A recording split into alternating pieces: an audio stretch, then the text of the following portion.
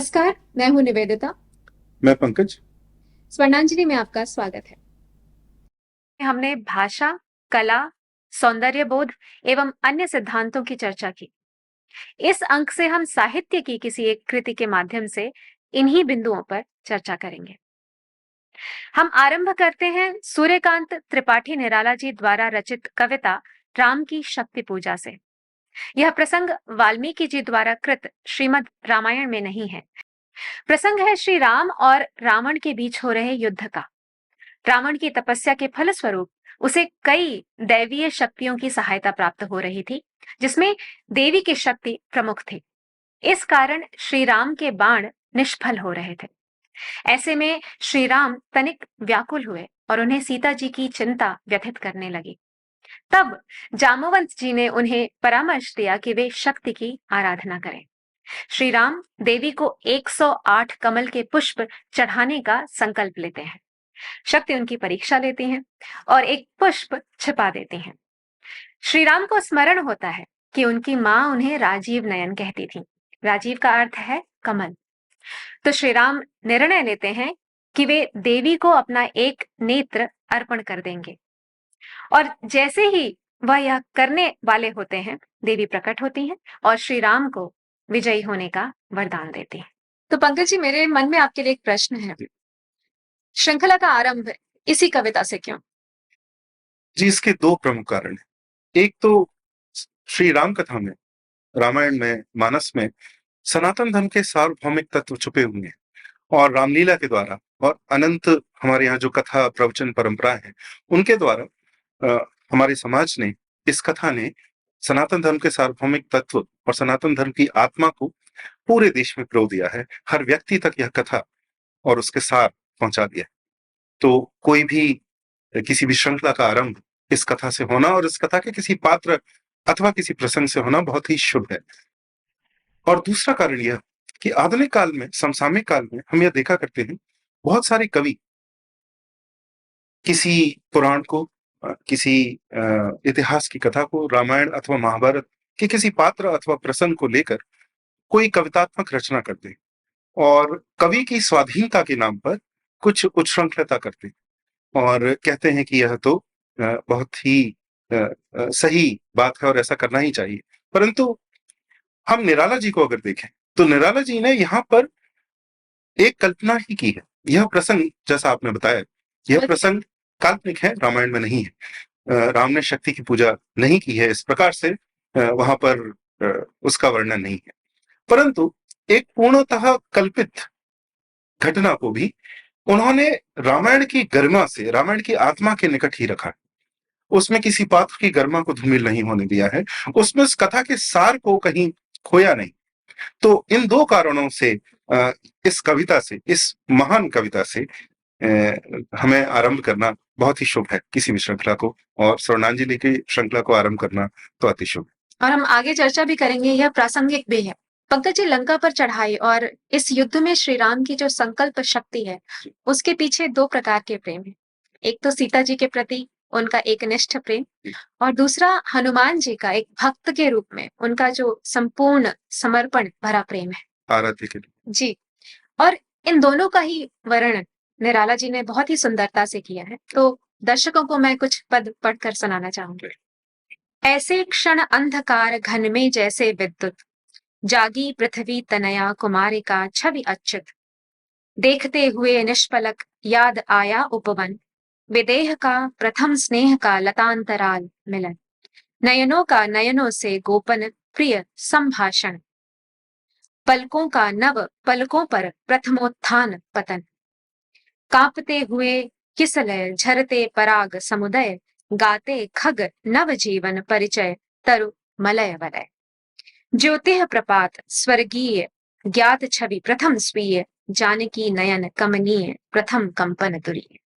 सिहरा तन क्षण भर भूला मन, लहरा समस्त हर धनुर्भंग को पुनर्वार ज्यों उठा हस्त।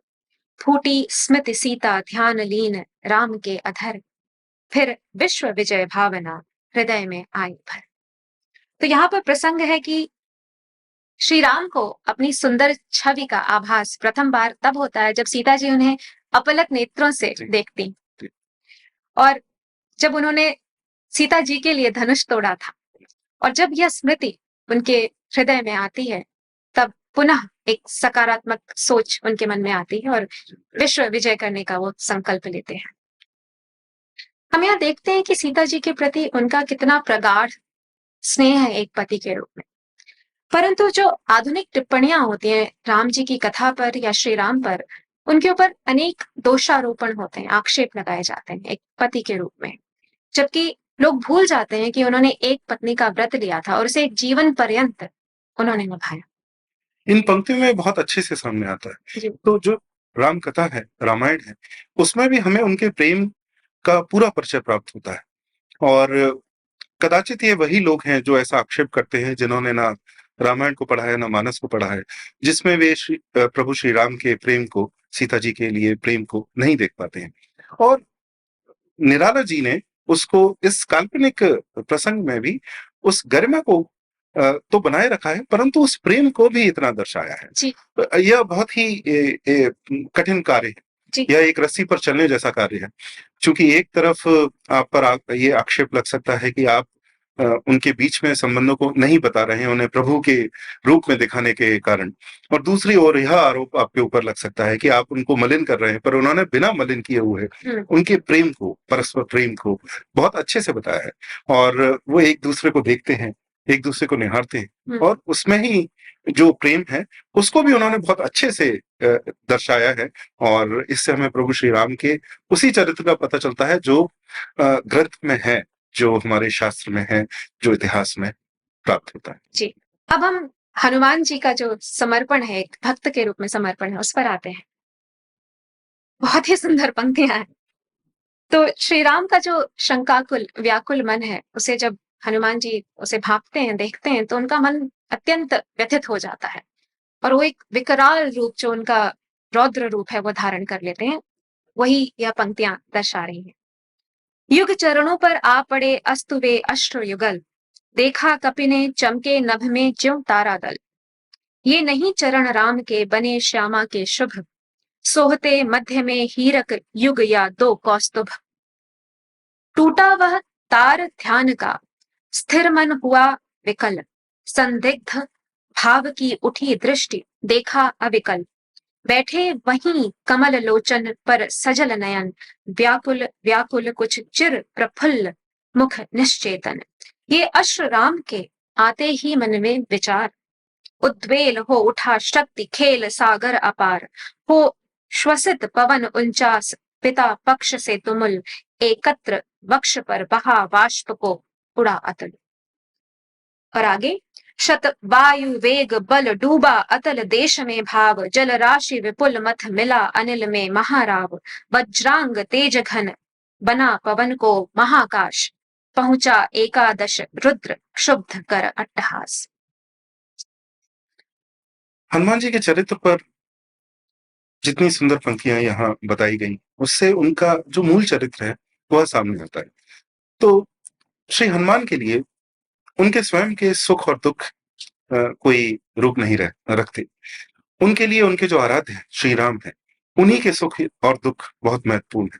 तो इस प्रसंग में हम यह देखते हैं, और श्री हनुमान के बारे में यह बहुत प्रसिद्ध था कि वे अपनी शक्ति भूल जाते थे और उन्हें उन शक्ति का स्मरण दिलाना होता था।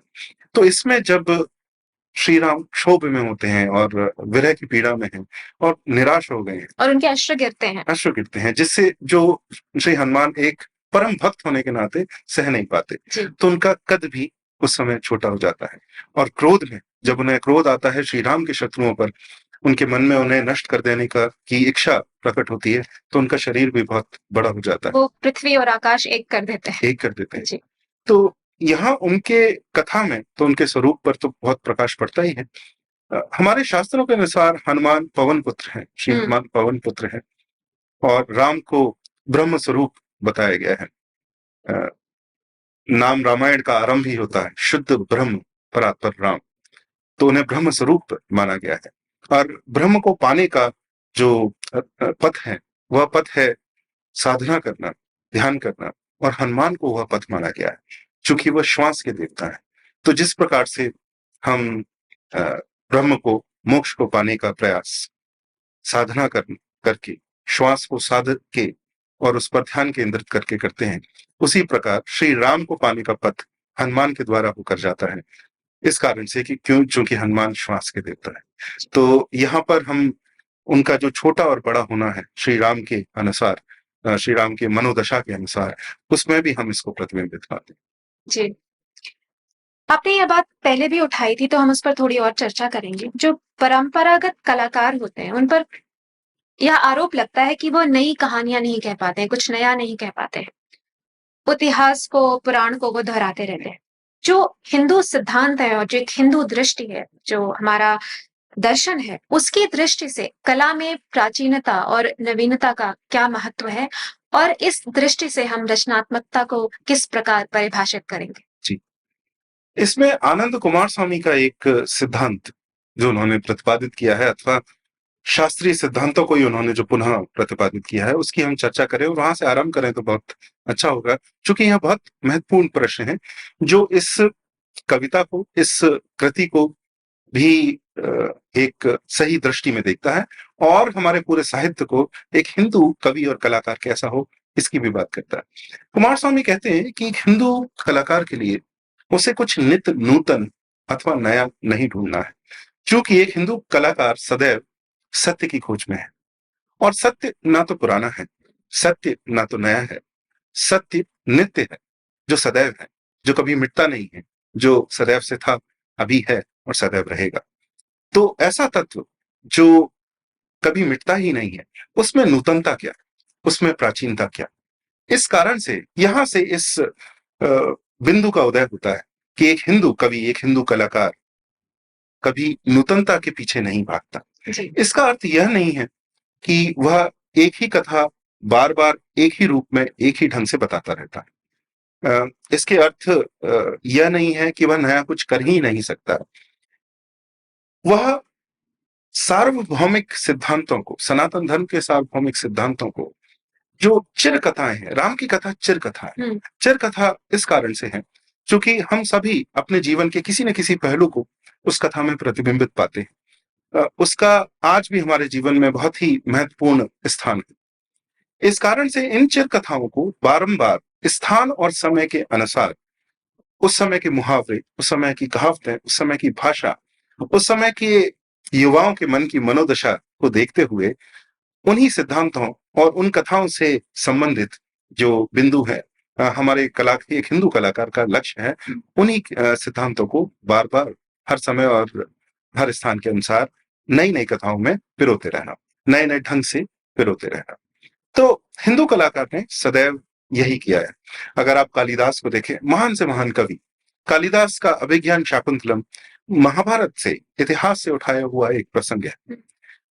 इसका अर्थ यह नहीं है कि वे कुछ नया नहीं कर रहे। एक और इसका कारण है कि हमारे ऋषि जब भी कुछ किसी शास्त्र की गणना करते हैं, तो अगर आप नाट्य शास्त्र देखेंगे, अगर आप कोई भी और शास्त्र देखेंगे, तो आरंभ ऐसा ही होता है कि जो लेखक हैं वो ये कह रहे हैं कि उन्होंने ये अपने गुरु से सुना और उनके गुरु ने उनके गुरु से सुना, और अंत में यह श्रृंखला कहीं ना कहीं शिव या विष्णु पर जाकर रुकती है, या अथवा ब्रह्मा के पास जाकर रुकती है कि यह विद्या ब्रह्मा, शिव और विष्णु से ही आई है। पता नहीं कितने काल से मौखिक रूप से ये चली आ रही।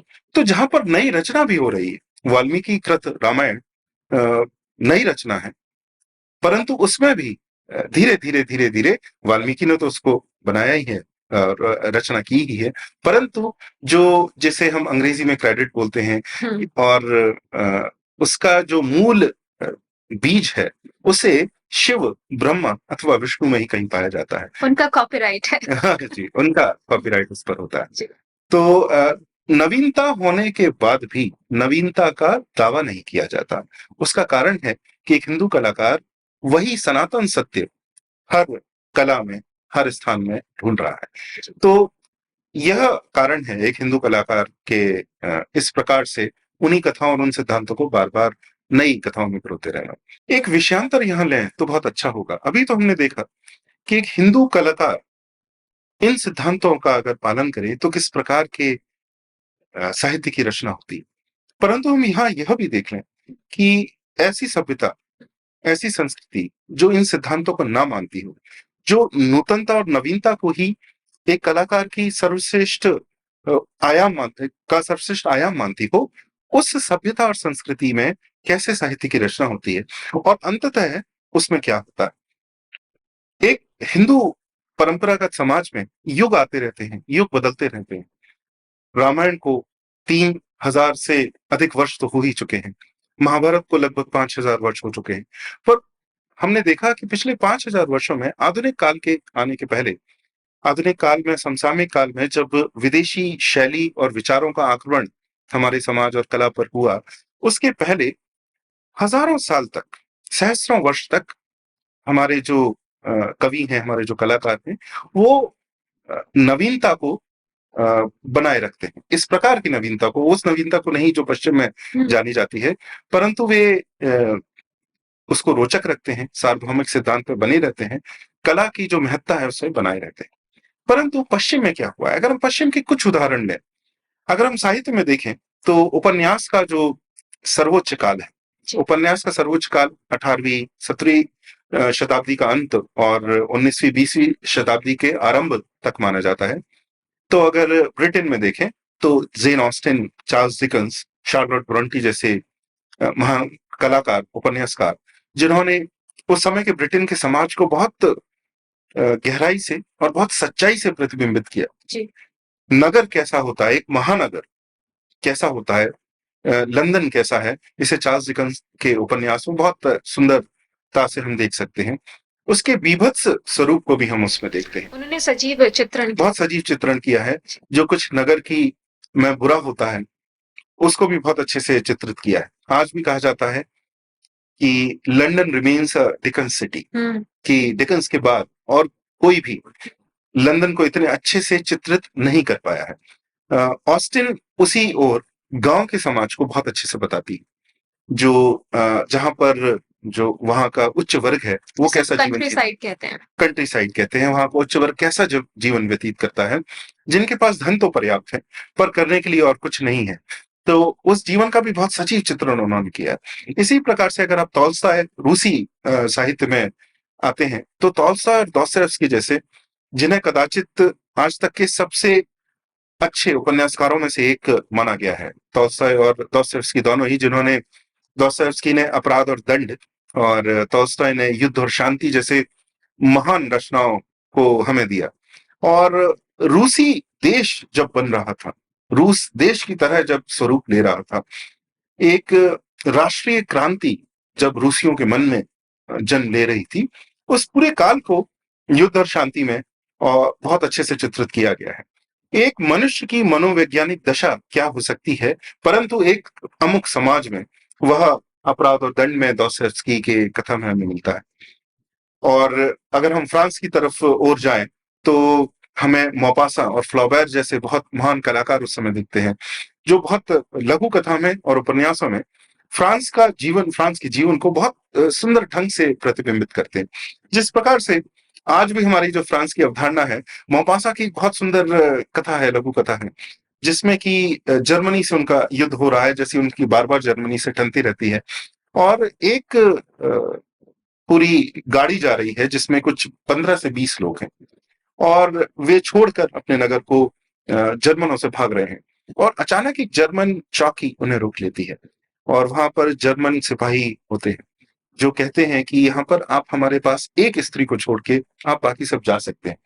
उनमें एक वेश्या भी है, और पहले तो वे सब नकारते हैं कि हम ऐसा नहीं कर सकते, हम एक अपने देश की स्त्री को नहीं दे सकते, परंतु बाद में उन्हें लगने लगता है, क्योंकि वे बड़े उच्च वर्ग से हैं और उन्हें अपने जीवन, विलासिता के जीवन में फिर से डूब जाने की बड़ी एक चाह है, और बहुत शीघ्रता उनके मन में है, और वे कहते हैं कि उस वेश्या से कि वो क्यों नहीं रुक जाती, परंतु उस वेश्या के मन में बड़ा देश प्रेम है, और उसके लिए किसी फ्रांसीसी के संग जाना तो उसको वह मान सकती है, परंतु एक जर्मन व्यक्ति के साथ जाना वह बिल्कुल नहीं मानती, और वह इस कार्य को करने से मना कर देती है। तो यहाँ पर ये फ्रांस की उस समाज का बहुत सजीव चित्रण है, जो आपको फ्लॉबेर में भी बहुत अच्छे से मिलेगा, जो मैडम बोवरी उनकी सबसे प्रसिद्ध रचना है। परंतु कहा जाता है कि चूंकि ये सभी कलाकार बहुत सुंदर कृतियों का इन्होंने सृजन किया, पर सनातन सिद्धांतों से वे दूर हैं। ऐसा क्यों? इस कारण से क्योंकि पूरे यूरोप में ईसाइयत के आ जाने के बाद वहां के जो मूल समाज हैं, धर्म हैं, उनके सनातन सिद्धांतों को जड़ मूल से समाप्त कर दिए गए। और जब ईसाई सिद्धांत वहां पर लागू हुए, यह सब सुंदर साहित्य जिसकी हम चर्चा कर रहे हैं, ये ईसाई सिद्धांतों से विद्रोह के कारण ही हुआ। तो सिद्धांत का ना होना उनका एक परिचय है। तो एक पश्चिमी कलाकार के लिए सबसे बड़ा गुण, सबसे बड़ा आयाम, सबसे बड़ा लक्षण यह है कि इसी सिद्धांत का ना होना, और नवीनता उनके लिए सबसे महत्वपूर्ण है। इस कारण से कि वो नित्य नया क्या कर सकते हैं, क्योंकि उनके मन में, उन समाज में, उस साहित्य में यह प्रतिस्पर्धा पैदा हो गई कि जो भी कुछ नया करता है वही श्रेष्ठ है, वही साहित्य है। तो आरंभ में तो इसने एक बहुत गहरी प्रतिस्पर्धा को जन्म दिया। बहुत सुंदर सृजन हमें देखने को मिला, एक के बाद एक बहुत बड़े बड़े कलाकार, उपन्यासकार हमारे सामने हमें देखने को मिले, और बहुत सुंदर कृतियों का लोगों ने लाभ उठाया, आनंद उठाया। परंतु धीरे धीरे अगर आप नवीनता के पीछे ही भागते रहेंगे, तो किसी एक देश और काल की कथा कहने का ढंग धीरे धीरे समाप्त होते जाएंगे, जिसमें आप बहुत कुछ अच्छा बता पाए। और धीरे धीरे हम देखते हैं कि उनका साहित्य बीभत्स रस की ओर बढ़ जाता है। हमारे परंपरा में, हमारे समाज में बीभत्स रस को किसी कारण वश बताया जाता है, उसको सराहा नहीं जाता। परंतु धीरे धीरे वहां देखा जाने लगा, जब नवीनता ही उनके लिए सबसे परम लक्ष्य हो गई, कि बीभत्स रस को भी सराहा जाने लगा। फिर उसके बाद में केवल साहित्य को ही तोड़ा नहीं जाने लगा, भाषा को भी तोड़ा जाने लगा। क्योंकि जब नए कलाकार आए, उनके पास कुछ नया करने के लिए नहीं बचे। वर्जीनिया वुल्फ के बारे में थियोडोर डालरिम्पल बहुत अच्छी बातचीत कहते हैं कि वो एक ऐसे परिवार से थी जहां पर एक से एक अधिक बड़े कलाकार और उपन्यासकार और कलाकार हुए, और बहुत साहित्यकार हुए, तो उनसे ऊंचा तो वो नहीं जा सकती थी। तो उन्होंने अपना नाम उनकी रेखा को काट कर कमाया। और जिस तरह से कला में डाडा का जो कथन है कि कला को नष्ट करते रहना ही एकमात्र कला है, वे इस स्थिति तक पहुंच गए, और यहाँ तक कि वे भाषा को भी तोड़ने लगे। तो जो सामाजिक बदलाव उस समय हो रहे थे, वही प्रतिबिंबित हो रहे हैं साहित्य में, और ऐसा कहते हैं, परंतु वहां का समाज भी बहुत उथल पुथल हो रहा था। जैसा कि हम जानते हैं कि प्रथम और द्वितीय विश्व युद्ध के बीच में वहां का पूरा समाज वहां नष्ट हुआ, और जो राजशाही थी वह गई, और उसके बाद जनता का जनतंत्र और गणतंत्र एक के बाद एक आने लगे। परंतु केवल इस बदलाव का ही प्रतिबिंब यहाँ नहीं है। कला की वहां के समाज में एक अपनी अलग गति थी। सिद्धांत का ना होना, पहले तो सिद्धांत इस कारण से नहीं कि वहां का धर्म चला जाने के बाद, ईसाइयत आने के बाद में ईसाई सिद्धांत आया, और वो जड़ें उन्हें एक समय के बाद काटने लगी, क्योंकि उन जड़ों में व्यक्ति के लिए और व्यक्तिगत सृजनात्मकता के लिए कोई स्थान नहीं था। और धीरे धीरे जब उनको उसमें घुटन होने लगी, तो उन्होंने उस सिद्धांत को नकारने के चक्कर में सिद्धांतों को ही नकारना चालू कर दिया। तो नवीनता के पीछे वे भागने लगे। तो इस प्रकार से धीरे धीरे वे भाषा को ही तोड़ने लगे। जेम्स जॉयस एक बहुत बड़े कलाकार, उपन्यासकार हुए, वे बहुत महान कलाकार हुए। परंतु अगर आप यूलिसिस, उनका पहला अगर उपन्यास तो ना कहेंगे, कहानियों का समूह अगर कहें, डब्लिनर्स, ये बड़ा अच्छा है, बहुत सुंदर है। उसमें आयरलैंड का बहुत सजीव चित्रण किया गया है। परंतु जो उनकी सबसे प्रसिद्ध कृति है यूलिसिस, वहां तक आते आते एक दिन का विवरण वे 800 से अधिक पृष्ठों में देते हैं, जिसमें बाइबल से तुलना, और बाइबल की कथाएं इतनी गुथी हुई हैं कि आपको बाइबल पूरी अपने मस्तिष्क में आनी चाहिए, सदैव रहनी चाहिए, तभी आप उसको समझ पाए। यहां तक भी ठीक है। परंतु वे फिर फिनिगन्स वेग पर जाते हैं, जो उनका लगभग अंतिम उपन्यास है, और इसके बारे में कहा जाता है कि इसे पहले से बाद में ही नहीं, बाद से उल्टा भी पढ़ा जा सकता है। उसका अर्थ ही यह है कि इसमें भाषा की मर्यादा भी नहीं बची है। कुछ कुछ प्रश्नों पे तो रट टट टट टट आ इस तरह के अक्षर लिखे हुए हैं। इसका अर्थ है कि यह निरर्थक बकवास है, और इसको साहित्य का उन्होंने जो स्थान दिया है वो नवीनता के नाम पर दिया। सो भाषा की शैली को लेकर के जो प्रयोग हो रहे थे जी। वो एक प्रकार से निरर्थक। जी, प्रयोग करने का औचित्य क्या है, जी। उसका कारण क्या है, यह बहुत आवश्यक है इस बातचीत पर सोचना। केवल हमें चित्त के चंचल होने के कारण हमें भाषा को बदलना है, हमें परिप्रेक्ष्य को बदलना है, यह एक हिंदू कलाकार के लिए सही नहीं, जो कि पश्चिम में ऐसा हुआ। या अगर बस कुछ शब्दों में हम कहें, चित्रकला के इतिहास को भी देखें तो हमें ऐसा ही लगेगा कि पहले तो वे देवी देवताओं के चित्र उकेरा करते थे। ईसाइयत के आने के बाद ईसाई जगत में बहुत सारे चित्र थे जो वे उकेरने लगे, परंतु उसमें पहले बहुत नियम थे और एक समय उनके समाज को ऐसा लगा कि इन नियमों का उल्लंघन करना बहुत आवश्यक है। तो रेनेसां के समय में इन नियमों का उल्लंघन हुआ। पुनर्जागरण के समय इन नियमों का उल्लंघन हुआ। तो पहले तो वहां बहुत सुंदर सुंदर चित्रकला और चित्रकारों का जमावड़ा वहां बन गया और बहुत सुंदर इतिहास है। उस चित्रकला का इतिहास स्पष्ट रूप से बहुत सुंदर है, परंतु धीरे धीरे वे इतने सच्चाई को, प्रकृति को सीधे कागज पर उकेरने वाले, पृष्ठ पर उकेरने वाले लोग बन गए। कुछ कुछ ऐसे जिन्हें हम लैंडस्केप कलाकार बोलते हैं, वे पूरे के पूरे एक सजीव चित्र को पृष्ठ पर उतारने में सक्षम होने लगे। परंतु फिर एक समस्या आ गई, फिर फोटोग्राफी का आविष्कार और जिस चित्र को बनाने में आपको कई मास लगते हों, बहुत परिश्रम लगता हो, वह कैमरे के एक क्लिक से ही बनने लगा इस प्रकार का। तब उन्होंने अपना रास्ता लगभग खो सा दिया। इसी प्रकार से सिनेमा के आने से वहां का उपन्यासकार डावाडोल हो गए। तो वे दो धड़ों में बट गए। जो सिनेमा था वह तो प्लॉट को ले गया, जो कथानक को ले गया, और जो कला थी या कला में नवीनता ढूंढना वह उपन्यास में रह गई। और धीरे धीरे कथानक के ना होने के कारण उनके साहित्य का पतन होता रहा। ये सभी बातें हमें सिद्धांत के ना होने, नवीनता के पीछे भागने के कारण एक समाज में क्या होता है ये देखने को मिलता है, जो कि भारतीय कवियों में आपको नहीं मिलता।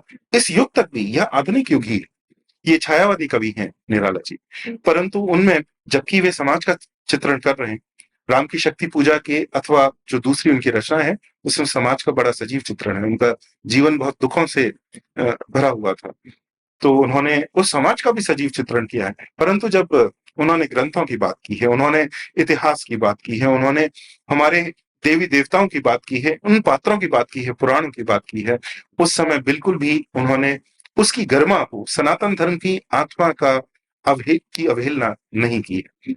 उनके अंदर भी आत्मा सनातन धर्म की इतनी ही पिरोई हुई है जितनी हमने जैसी बातचीत की थी श्री राम कथा को सुनने और मानने वालों को बनना होती है। तो यदि सिद्धांत ठोस ना हो तो एक समाज जो परिवर्तन का वेग होता है उसे संभाल नहीं पाता है। अब हम कविता के अंतिम जो पद हैं वो पढ़ेंगे, बहुत ही सुंदर हैं और इसमें निराला जी ने श्री राम का एक साधक के रूप में सजीव चित्रण किया है। यह है उपाय कह उठे राम ज्यों मंद्रित घन, कहती थी माता मुझे सदा राजीव नयन। दो नील कमल हैं शेष अभी यह पुरस चरण, पूरा करता हूं देकर माता एक नयन। कहकर देखा तू रीण ब्रह्मशर रहा झलक, ले लिया हस्त लक लक करता वह महाफलक। ले अस्त्र वाम पर दक्षिण कर दक्षिण लोचन, ले अर्पित करने को उद्दत हो गए सुमन। जिस क्षण बंध गया बेधने को दृढ़ निश्चय, कांपा ब्रह्मांड हुआ देवी का त्वरित उदय। साधु साधु साधक धीर धर्म धन्य राम, कह लिया भगवती ने राघव का हस्त थाम। उन्हें वो रोकती हैं और उन्हें फिर वरदान देती हैं। और देवी के अलौकिक रूप का चित्रण किया है निराला जी ने। ज्योतिर्मय रूप, हस्त दश विविध अस्त्र सज्जित, मंद स्मित मुख लख हुई विश्व की श्री लज्जित। है दक्षिण में लक्ष्मी सरस्वती, वाम भाग दक्षिण गणेश कार्तिक, बाएं रण रंग राग। मस्तक पर शंकर, पद पद्मों पर श्रद्धा भर, श्री राघव हुए प्रणत मंद स्वर वंदन कर। और फिर देवी कहती हैं, होगी जय हे पुरुषोत्तम नवीन, कह महाशक्ति राम के वतन में हुई थी। निराला जी ने इस कविता के माध्यम से शक्ति का आह्वान किया है। एक साहित्यकार के लिए, कलाकार के लिए सरस्वती जी की पूजा आवश्यक होती है, उनकी आराधना आवश्यक होती है। परंतु जिस समय यह कविता प्रकाशित हुई 1936 में, और आज के लिए भी शक्ति का आह्वान आवश्यक है। क्यों?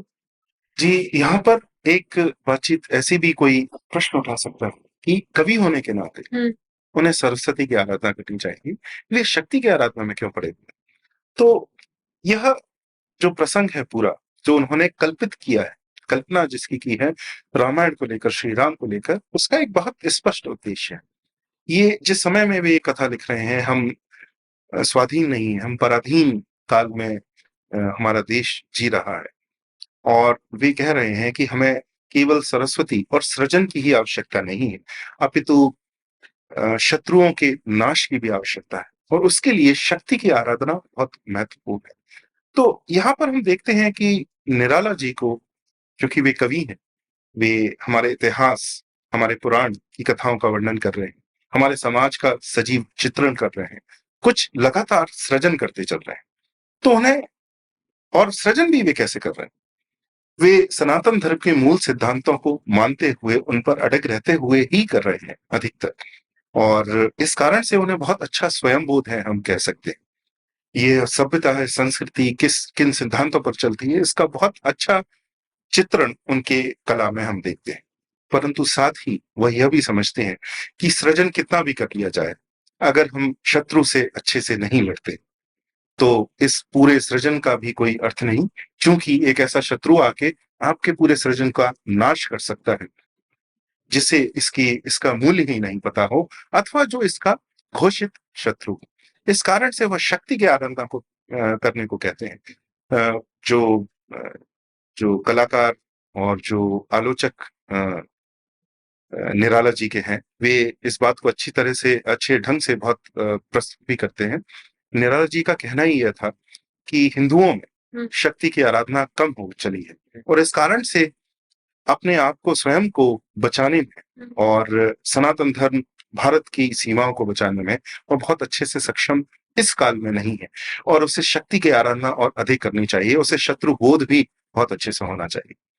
स्वयं बोध से हमें यह पता चलता है कि हमारा केंद्र कहाँ है, शत्रु बोध से हमें यह पता चलता है कि हमारी सीमाएं कहाँ है। सीमा और केंद्र। और एक देश और संस्कृति को केंद्र और सीमा दोनों चाहिए। अगर केंद्र ही है और सीमा नहीं है तो शत्रु कभी भी घुस के आ सकता है। अगर सीमा है और केंद्र नहीं है तो आपके अंदर ही ऐसे शत्रु विकसित हो सकते हैं, और आप पहचान भी ना पाएंगे कि ये हम हैं, हमारे जैसे हैं, हमारी संस्कृति जैसे हैं अथवा नहीं। तो केंद्र और सीमा दोनों को होना किसी भी इकाई के लिए आवश्यक है, एक देश, एक धार्मिक इकाई के लिए आवश्यक है। और शक्ति की आराधना का आह्वान करके इतने सुंदर ढंग से स्वयं बोध को बहुत अच्छे से विकसित करते हुए रामायण की, श्री राम कथा की गरिमा को बनाए रहते हुए निराला यहाँ पर शक्ति की आराधना की बात करते हैं कि हमें देवी के, उनके विकराल रूप की आराधना करना भी बहुत आवश्यक है। वह देवी जो केवल धन की देवी नहीं, या केवल ज्ञान को नहीं देती, या केवल कला की देवी नहीं, वे बहुत भयंकर भी है। वे शत्रुओं का सर काटकर उनका रक्त पीने में भी सक्षम है। ऐसी देवी की आराधना भी, ऐसी शक्ति की आराधना भी बहुत ही आवश्यक है। यह संदेश इस कविता से बहुत अच्छे रूप में जाता है पाठकों तक। तो स्वर्णांजलि के अगले अंक में हम ऐसे ही सनातन सिद्धांतों पर एक ऐसी ही साहित्यिक कृति के माध्यम से पुनः चर्चा करेंगे। हमसे जुड़े रहिए। नमस्कार।